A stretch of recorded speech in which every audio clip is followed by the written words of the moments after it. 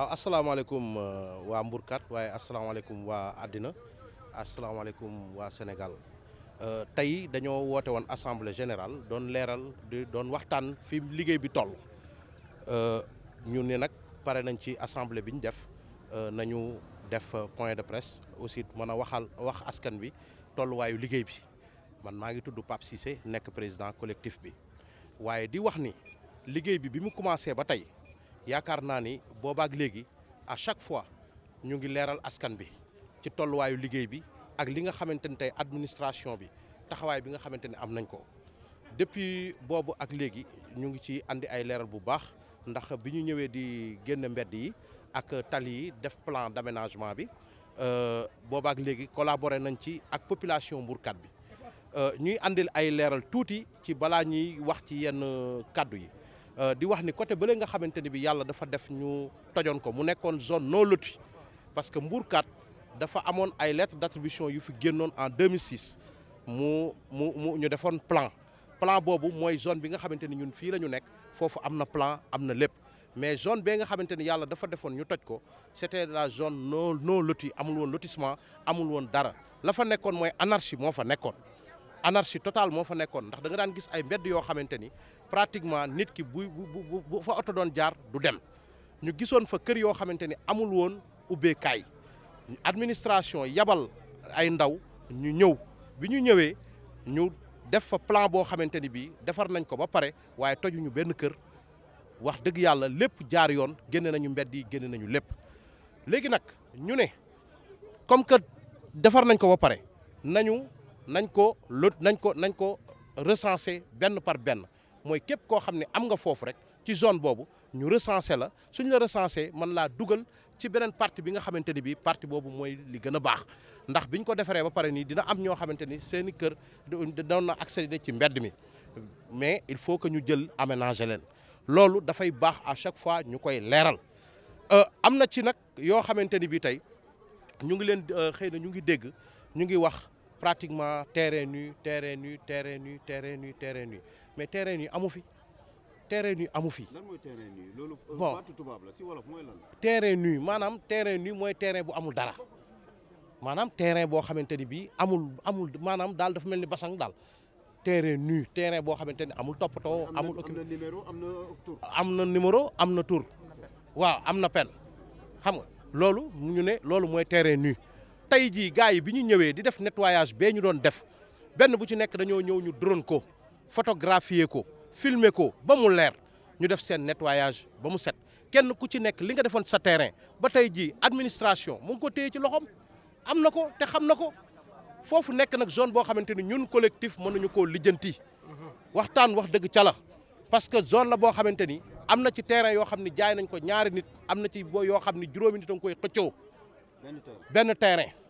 yoo xamante ni bii juróomi nit ñu ngi koy xëccoo kooku ñun collectif Mbourkat mënuñu koo lijjanti. loolu ñu ngi am information ni suba am na war ngeen fee daje ku nekk taxaw sa terrain est-ce que information boobu da nga koy dëggal. information boobu am na ndax administration bi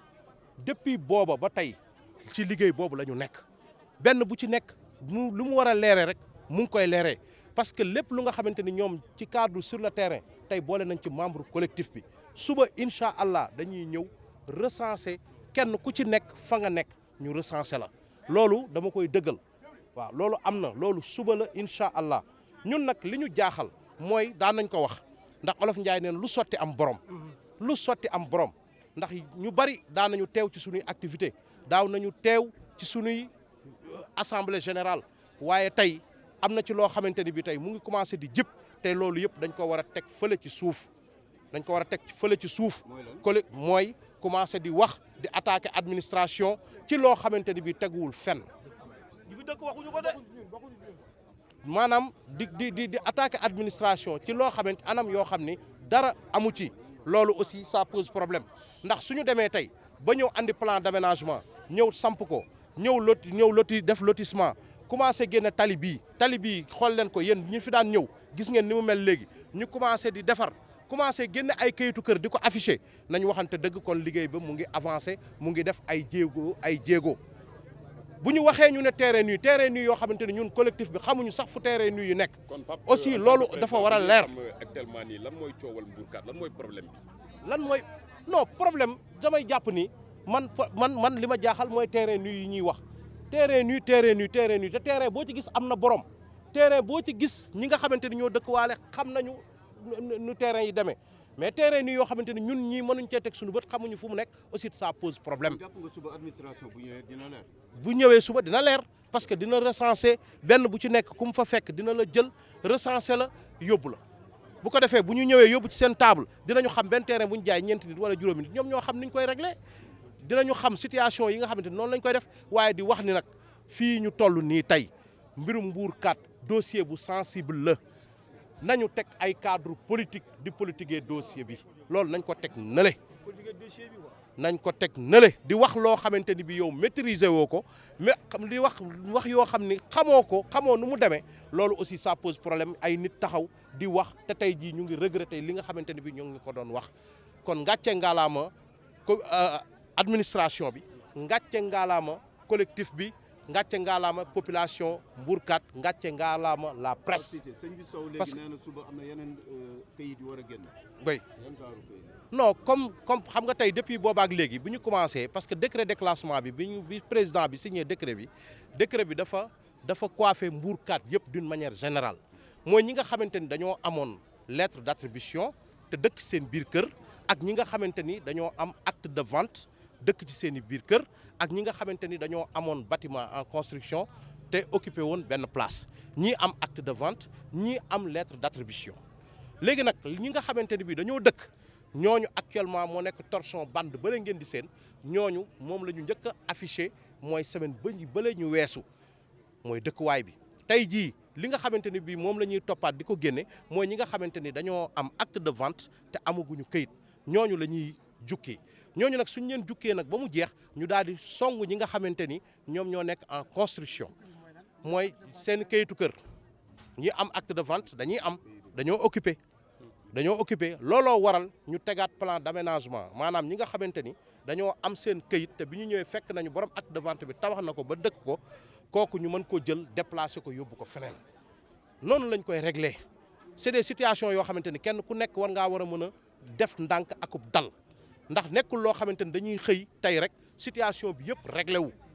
loolu mënta nekk ndax ñi nga xamante ni yoroon nañu lettre d'attribution te bi ñu ñëwee seen kër fekk nañu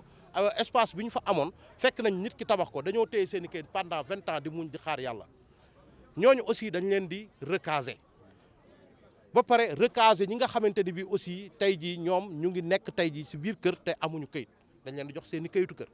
ñi nga xamante ni dañoo amoon ay peine ba pare occupé ko ñoom it dañ leen di jox kon bu ñu seetee kon zone bi yëpp ay lettre d'attribution la fi am te aussi bi ñuy ñëwee taxaw di defar tojuñu ci benn kër te gis nañ fi ay mbir yoo xamante ni bi lu sensible la fii ci Mbourkat ñu gis ci taxawaayu gouverneur de la région ak ñi mu àndal ndax tey bu ngeen seetee am na ci boulevard bi ñoo xamante ni bi dañoo dëkk ci boulevard bi mais tey jii pratiquement bu ñu toogee ci commission gouverneur doxal na ci acte social boo xamante ni bi bu am yërmande la ndax jël na lu mel ni maire dénk ko ni ko dénk nañ la lii dinañ ko jox espace bu baax jàppale ko ci tabaxal ko këram kooku nag bu jugee nag di defar ay action yoo xamante ni action yu daw yaram la yoo xamante ni bi ku ko gis sa xel war naa war a mën a dal kon ñun population bi nga xam ne ñun lañ fekk si war nañoo war a mën a gën a dalal suñu xel waaye it di moytu aussi yàq gu bari gi ndax am na ci ñoo xamante ni yoroon nañ fi seen i plan di dagg di jaay di dem loolu yëpp am na fi léegi nag bu ñu nee dañuy leeral ñenn ñi taxaw ni duñu leeral ay nit taxaw ñenn ñi nekk seen ginnaaw di leen pomper pour ñuy dugg di attaquer administration di attaquer collectif mais ça pose problème nañ leen taxaw doon benn say ñu àndandoo ñu régulariser Mbourkat bi mu jeex ndax loolu fi mu toll ni ci fànn boobu la ñu toll. ndax mënees na boole xol yi nekk benn yéen ak collectif bi fi newoon parce que apparemment coow li foofu la ne. waaw non ñun di am borom si yéen la mbir mi réglé woo. waaw on dirait que voilà. non ñun lu ngeen fi waxante fii. non ñun tey boo nee jotoo registre boo xam ne génnee ko yoroon. voilà moom it porté woon na combat bi. est-ce que yooyu nan ngeen di def tey ba boole yooyu yëpp xol bi wala nekk benn pour liggéey. non ñun daanaka ci loolu rek la ñuy dox te it ci loolu rek la ñuy teg suñu tànk ndax bari na ci yoo xamante ne bii mu ngi am ñu ngi koy yuuxu fépp di ko wax te tey jii dañuy ñëw déplacé wu ñëw seet si ñu wax ñu seeni problème kon tey bu li ñu nekk bu nekkul woon dëgg dañuy jàpp ni loolu du mën a am mais ci li ñu nekk nii ci dëgg la ñu nekk maanaam muy lan muy ñu àndandoo bokk ndey bokk baay ba mbuurkat kenn ku ci nekk li nga am nga jot ko ci jàmm ak salaam mais di coow ci coow yoo xamante ni bi amul bopp amul genn yeggul fenn di attaqué ci loo xamante ni bi maîtriser woo ko téye woo ko loolu aussi vraiment dafa war a arrêté. Est-ce que yéen en réalité seen mission parewul li ci des administration war ko gérer boppam? Non parce que tey jii ñun xam nga tey bu ñu jiitalee ñu nekk collectif aussi di dem dafa am loo xamante ni il faut ñu ànd ceeg administration pour mën a ànd ak tey jii population bi ndax bari na ci loo xamante ni bii ñun ñoo ko mën a yeggee administration bi ñu leen situation bi amoon na situation bi amoon na situation bi amoon na ndax fii bu ñu fi daan ñëw am na ci ñoo xamante ni pratiquement gisoon nañ fi benn pante bu fi nekkoon moo nekkoon ci digg tali bi fii gisoon nañ ko gisoon nañ fi par exemple benn kër gu nekkoon fële yooyu yëpp c'est des cas la yoo xamante ni il faut que ñu relancer ko di ko wax ci biir commission yooyu mën di jël di ko mën di tenir en compte loolu yëpp c'est des choses yi nga xamante ni bii ñun suñu taxawaay la war a doon te ci loolu la ñu nekk maanaam daal pour kàddu yu gudd na waaye di leeral Sénégal ni daal wax dëgg yàlla liggéey baa ngi jaar yoon liggéey baa ngi rafet te it di coow li non maanaam dégg li ma la wax non xam nga coow moom maanaam coow moom coowal suuf moom dafa am loo xamante ni bii mënu cee ñàkk parce que tey jii am na ci loo xamante ni bi tey buñ ko bëggee lijjanti tey mu leer tey xëy na peut-être ci leeraay boobu am na ñoo xam ne peut-être arrangé wu leen amaana tey jii dinañu jóg daal di fippu waxee ci ay sens yoo xamante ni bii lu mën a ñàkk la. Est-ce que administration moo ko war a gérer? waaw mais administration ngi ci ñu ngàcce ngalaama ñu ngi liggéey ñu ngi koy teg ci yoon vraiment lépp di jaar yoon ndax collaboration ak bi nga xam ne am nañ ko ak ñun collectif bi di ànd ak ñun di collaborer ak ñun wax dëgg yàlla ñu gis ko. tey jii mënuñu xeex ba jot am décret de déclassement tey jii di am beneen taxawaay bu wute loolu mënta nekk kon vraiment ñu ngi sant ñëpp di leen gërëm di gàttal kàddu yi foofu ndax bëgguñu dugg ci yu bari mais li ñuy mënti wax rek mooy ñu ngi sant le gouverneur de la région bu baax a baax taxawaayam préfet ak le receveur des domaines gis nañu yërmande gi nga xam ne am nañ ko ci population Mbourkat gis nañu taxawaay bi nga xamante ni bi am nañ ko ñu ngi leen ci sant di leen gërëm waaye nag di sant nag le président Macky Sall ndax moo waral coow li moo waral lii yëpp vraiment ñu ngi sant vraiment président Macky Sall bu baax ndax lii yëpp moom la moo ñu defal décret de déclassement moo ñëw ànd ak yërmande di ñu defaral kon ñun amuñu fayam kon kooku dafay jaadu à chaque fois bu ñu waxee dañ koy sant di ko gërëm di wax ni Mbourkat kontaan na ci président Macky Sall bu baax a baax voilà jërëjëf. Merci tout le monde. Aliou Badji, je suis membre du collectif de Mbourkat et je suis chargé également de lire le communiqué de presse, n'est-ce pas, mis en place par le collectif à l'issue, n'est-ce pas, de l'AG. Nous souhaiterions tout d'abord vous renouveler nos salutations respectueuses et empreintes d'affection et étendre, n'est-ce pas, ces salutations à tous nos collaborateurs et à l'ensemble des populations de Mbourkat, ainsi qu'aux représentants des différents organes de presse, élus locaux et autorités administratives, sans oublier les services compétents qui gèrent le foncier. En second lieu, remercier très profondément le président de la République du Sénégal, son Excellence M. Macky Sall, pour avoir pris la ferme volonté et l'engagement de signer le décret numéro 2022-1441 du 25 juillet 2022 portant déclassement de 484 hectares de la forêt classée de Thiès, région de Thiès, pour les besoins de la régularisation de la situation des occupants de Mbourkat et d'harmonisation de l'urbanisation des zones polarisées. Il est important, cependant, voire nécessaire, de préciser que cette superficie de 484 hectares est répartie en 3 sites et bien délimitée par des coordonnées géographiques. Ces sites sont le site déjà occupé et restructuré et à régulariser, 135 hectares. Le site réservé au lotissement d'extension de Mbourkat, 196 hectares. Les sites réservés à l'extension de la zone d'aménagement concerté de Thiès, 173 hectares. Au regard de tout ce qui précède, les autorités et les services rattachés en charge de l'exécution du dit décret ont pris toutes les dispositions réglementaires pour gérer les plans de lotissement, de restructuration et d'extension, ainsi que les plans de zonage de l'assiette. S'agissant du site déjà occupé à restructuration et de régularisation qui couvre une superficie de 135 hectares, les débats, ça et là, alimentent surtout le quotidien des populations concernées. Le collectif mis en place par les populations de Mbourkat tient à rassurer tous les occupants de la démarche utilisée par l'administration pour régler définitivement ce problème qui nous empêche de mener convenablement nos activités.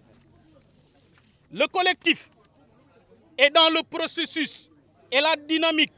de mieux faciliter le service technique des domaines à travailler dans l'équité et la transparence. Sous ce rapport, des stratégies participatives et inclusives de recensement, de vérification ont été mises sur pied tout en respectant les étapes suivantes.